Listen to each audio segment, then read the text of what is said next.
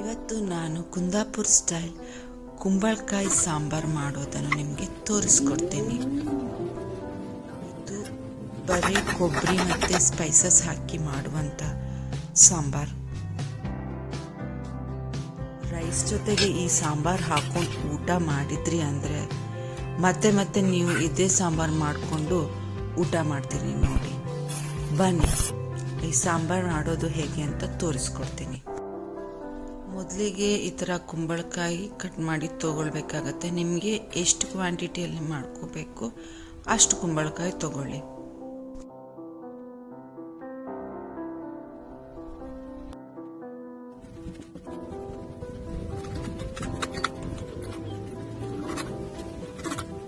ಆಮೇಲೆ ಸಿಪ್ಪೆನ ತೆಗೆದ್ಬಿಟ್ಟು ಈ ಥರ ಸ್ಲೈಸ್ ಮಾಡಿಕೊಂಡು ಕಟ್ ಮಾಡ್ಕೊಳ್ಳಿ.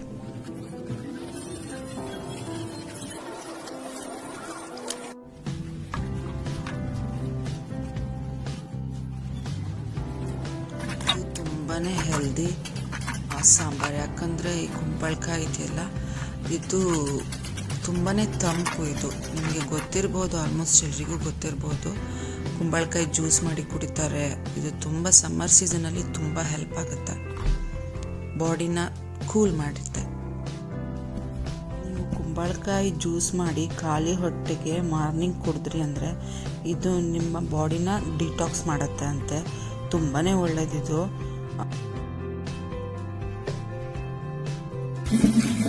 ಈ ಥರ ವಾಶ್ ಮಾಡ್ಕೊಳ್ಬೇಕು. ಆಮೇಲೆ ಬೇಯಲಿಕ್ಕೆ ಇಡಬೇಕು. ಈ ಥರ ನೋಡಿ ಉಪ್ಪು ಹಾಕ್ಕೊಳ್ಬೇಕು.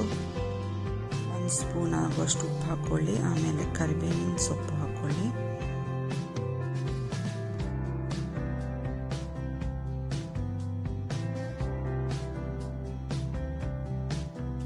ಆಮೇಲೆ ಇಷ್ಟು ಬೆಲ್ಲ ಹಾಕ್ಕೊಳ್ಳಿ.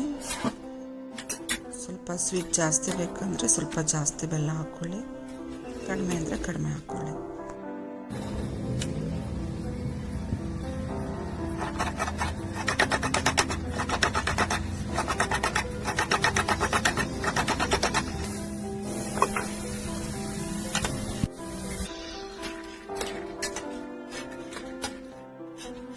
ಈಗ ಮಸಾಲ ರೆಡಿ ಮಾಡ್ಕೊಳ್ಳೋಣ.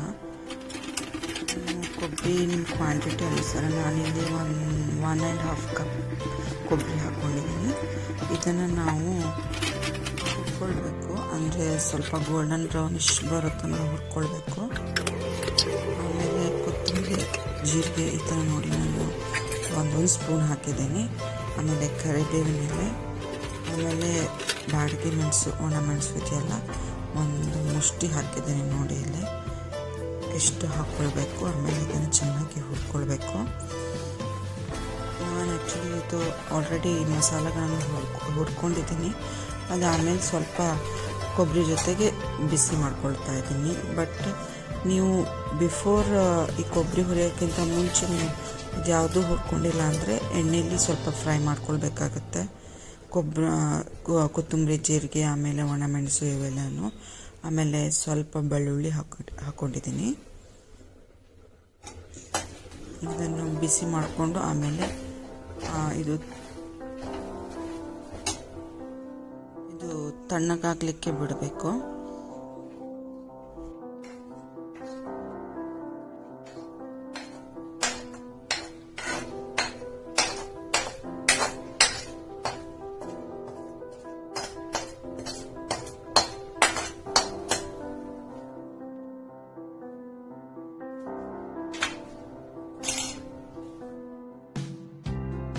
ಆಮೇಲೆ ಈ ಕುಂಬಳಕಾಯಿ ಬೇಯ್ತಾ ಇರುತ್ತಲ್ಲ ಅದಕ್ಕೆ ಸ್ವಲ್ಪ ಹುಳಿ ಹಾಕ್ಕೊಳ್ಳಿ.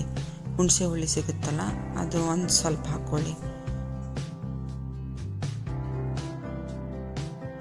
ಆಮೇಲೆ 1 ಸ್ಪೂನ್ ಆಗುವಷ್ಟು ಅಕ್ಕಿ ಇರುತ್ತಲ್ಲ ಅದನ್ನು ಸ್ವಲ್ಪ ಫ್ರೈ ಮಾಡ್ಕೋಬೇಕು. ಎಣ್ಣೆ ಹಾಕ್ತೇನೆ ಫ್ರೈ ಮಾಡಿಕೊಂಡು ಈ ಮಸಾಲೆ ಇದೆಯಲ್ಲ ಅದ್ರ ಜೊತೆ ಗ್ರೈಂಡ್ ಮಾಡ್ಕೊಳ್ಬೇಕು.